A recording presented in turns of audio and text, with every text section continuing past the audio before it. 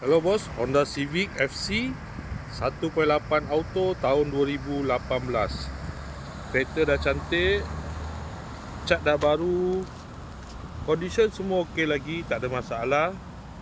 Kereta ni boleh loan bank, loan kredit dan loan kedai. Kalau nak beli cash pun boleh. Kalau berminat boleh datang kedai, tetap kereta, boleh test drive. Kereta ni accident free, boleh jalan jauh, tak ada masalah. Jom kita tengok bahagian dalam.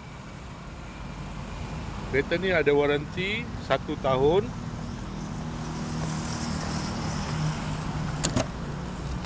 Dalam masih cantik lagi.